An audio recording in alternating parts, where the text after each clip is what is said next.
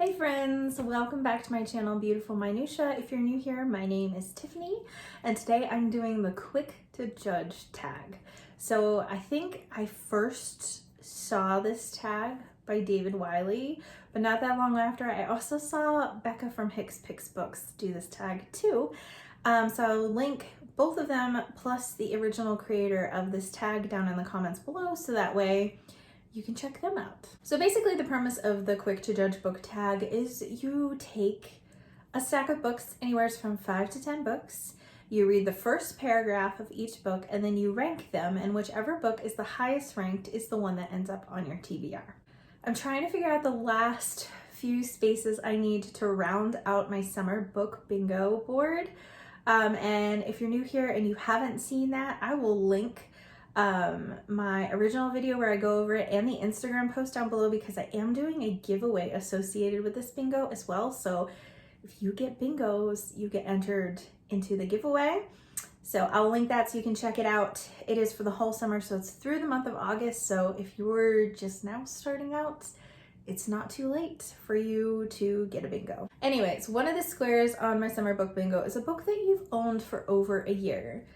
And I have a lot of those, and I was trying to narrow it down and figure out which one I could do. So I decided, once I saw this Quick to Judge tag, I was like, that will be perfect. I can look at these and then try to figure out which one I want to read in August. So I have 8 books here, and they are a weird variety of books. They are like the most random hodgepodge of books. Definitely have some classics in here, have some children's classics, have some middle grade, have some other stuff. I don't know, it's like all over the place.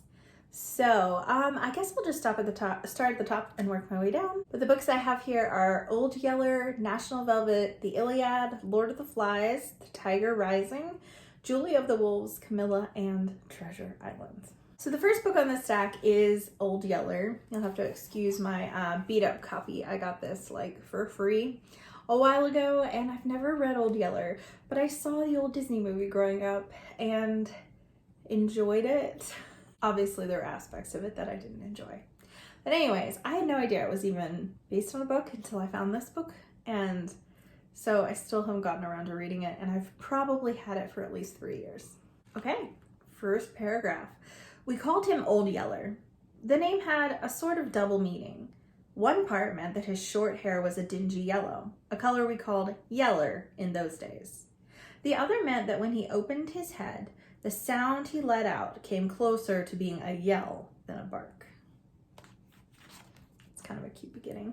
So another book that I loved the movie of as a child, didn't know it was a book until I got it, is National Velvet. I mentioned this in a recent video, I think, where I talked about how as a kid I definitely was one of those girls that went through like the horse phase, where I was obsessed with all things horses.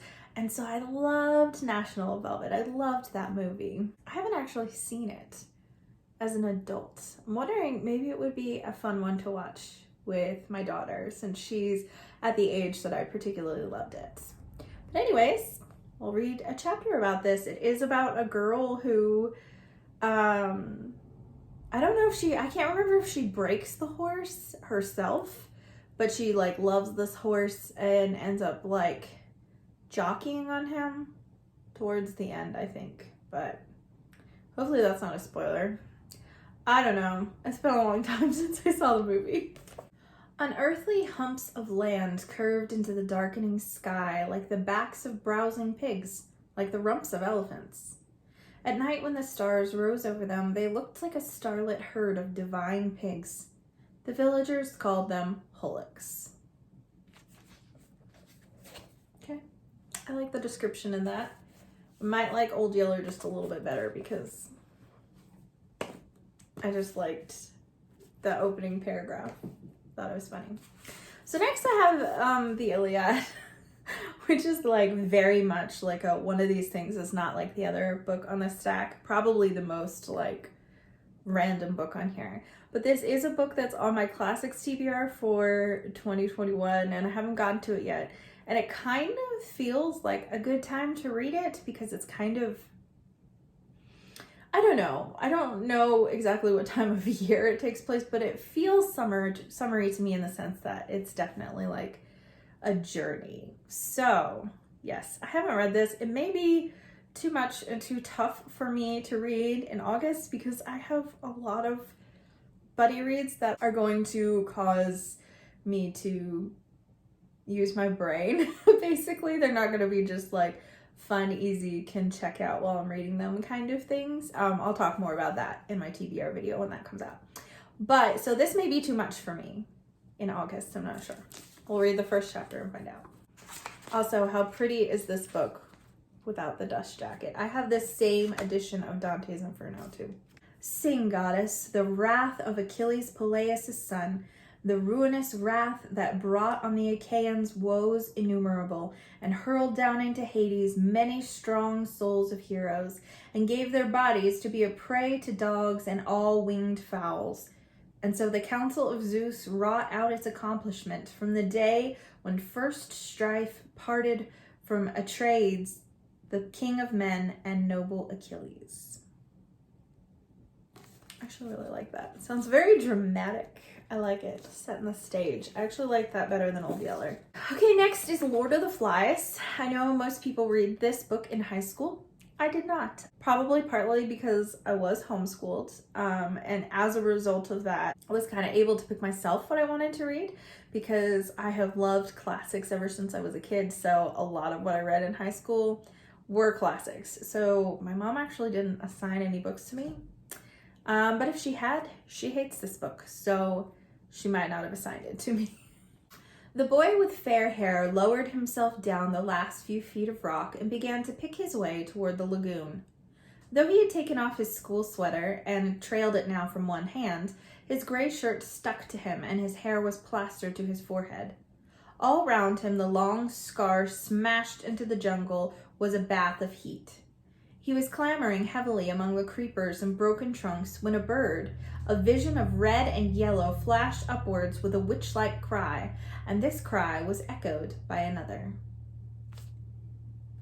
I like all of these, so what do I do if I really like the first paragraphs of like everything that I'm reading? I like the Iliad more, but I think I like this more than Old Yeller. I may do a re-ranking at the end once I've read them all. We'll see. Okay, the next is The Tiger Rising by Kate DiCamillo. I have read most of Kate DiCamillo's books. She's one of my favorite children's authors of modern day. I just love her. The Tale of Despero is actually my favorite because I feel like it's so beautifully written and I love the way like the fourth wall is broken and the author is talking to the readers and that. And I love the moral of it, the focus on light. It's just so beautiful.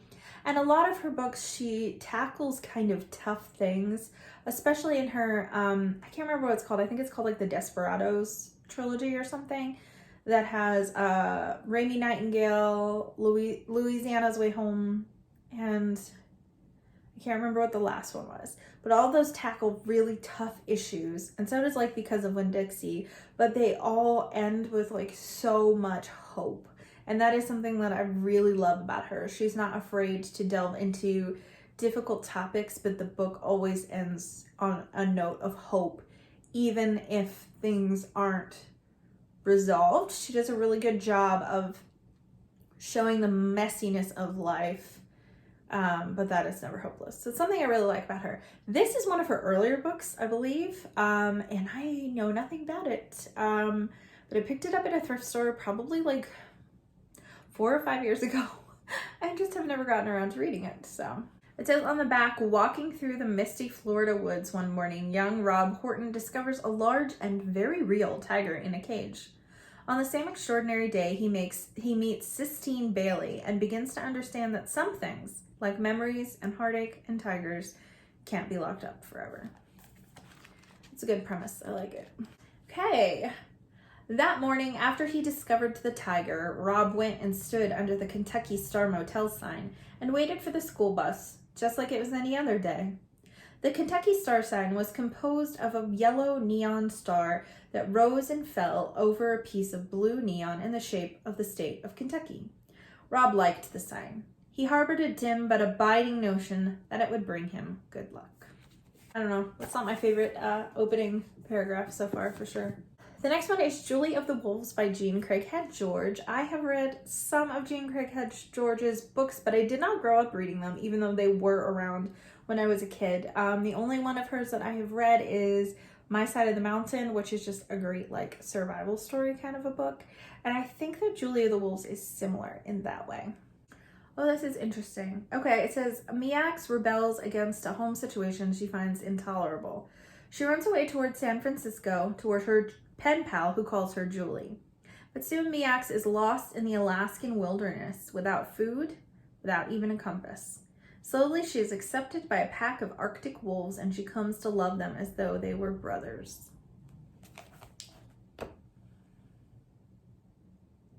Oh my gosh. Okay, so I got this from a thrift store. I've never even opened it. And it's signed by the author. That's super cool. I mean, I guess I don't know that it's actually authentic, but it says, to Ryan, best wishes, Jean Craighead George.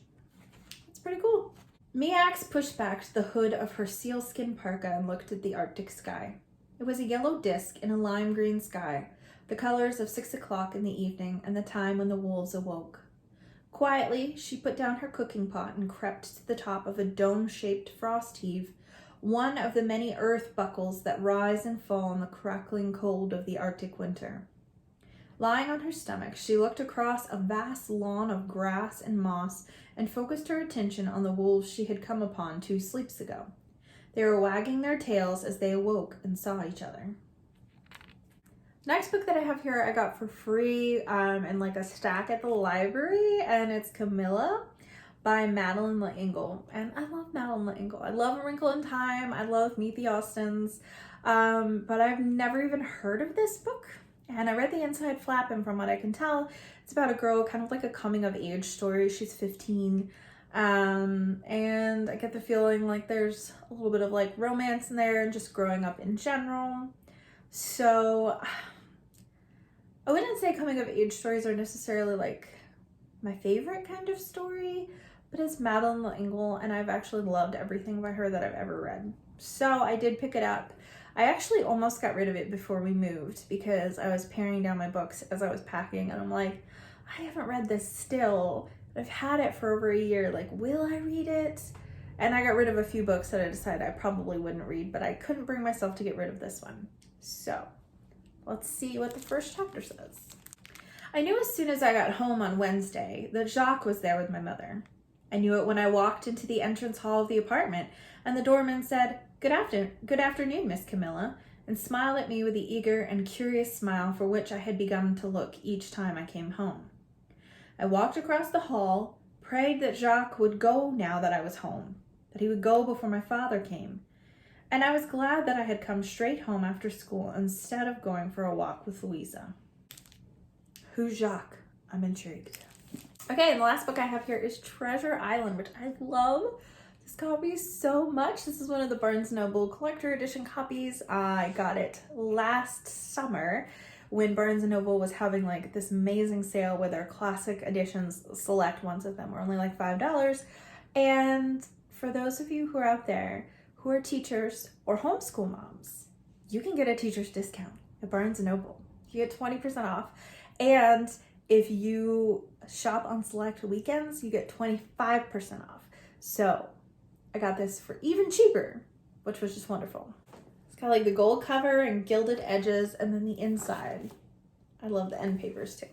Okay, first paragraph. Squire Trelawney, Dr. Livesey, and the rest of these gentlemen, having asked me to write down the whole particulars about Treasure Island from the beginning to the end, keeping nothing back but the bearings of the island, and that only because there's still treasure not yet lifted, I take up my pen in the year of grace 17 blank and go back to the time when my father kept the Admiral Benbow Inn, and the brown old seaman with the saber cut first took up his lodging under our roof. I actually have never read Treasure Island. I started it once, I think like 2 years ago. I was trying to read it to my daughter for a read aloud because my husband thought it would be an interesting thing to read aloud as a family.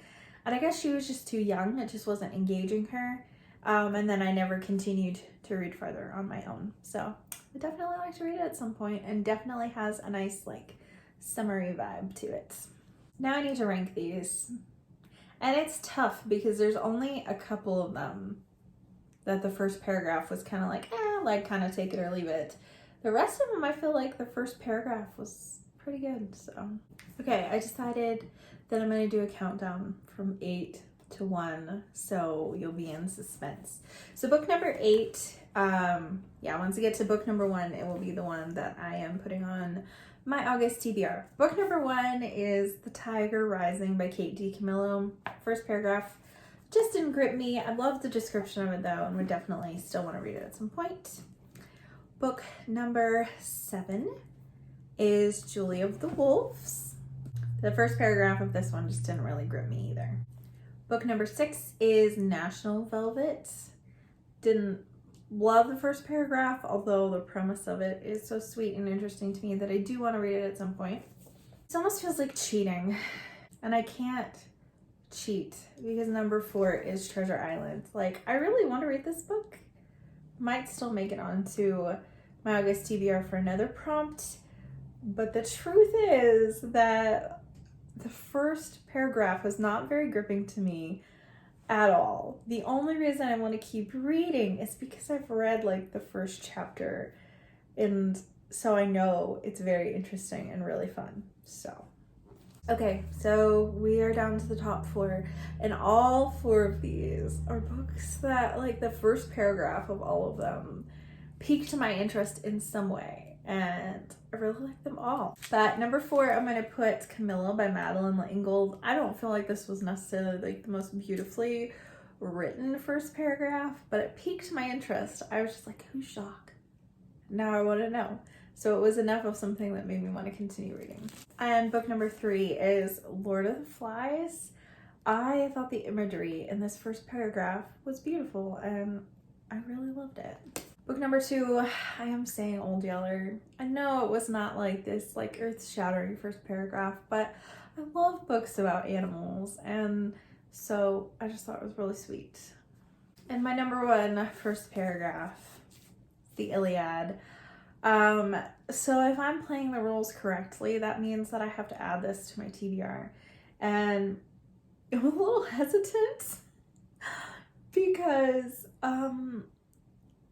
this book definitely has like difficult language, and even though this book looks really, really skinny, the pages are thin and it has 460 pages in it, and I am reading several really long books in August, one of which is Les Mis, and then I have a few buddy reads as well. But I do really want to read the Iliad, so I'm kind of like torn between like, should I read this or should I read one of these two? Because they're both shorter. Like, Old Yeller is like a little over 100 pages, and I think Lord of the Flies is less than 200 pages.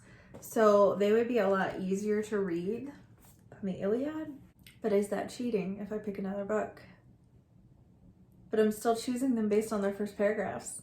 So that's not really cheating, right? I honestly wasn't expecting to love the first paragraph of so many of these books so much, because they're all books that I've had for so long. And obviously I did buy them because I was interested in reading them. But still, I didn't think it would be so hard to agonize over it.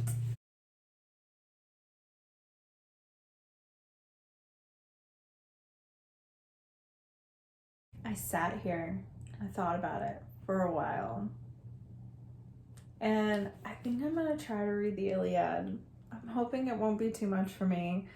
Otherwise, I guess it doesn't get checked off my bingo square. But I really, really did love the first paragraph of it, and I really do want to keep reading it. So we're gonna give it a try, and we're gonna hope for the best that I am able to make it through this whole book along with all the other books that I'm reading in August. Thank you so much for watching. I would love to know what you thought, which books you thought sounded the most interesting, because like I said, it's it's very subjective. You know, everybody has different books that appeal to them or different writing styles that appeal to them. And I feel like there was a very wide variety of writing styles and then time periods in which these books were published. Really, totally all over the place. So I don't know if the Iliad would have made it that high on other people's lists, or maybe it sounded the most interesting to you too. As always, thank you so much for watching. If you like this video, please hit like and also subscribe so you can continue to see more bookish content from me and we can chat about it. And I will see you again next time.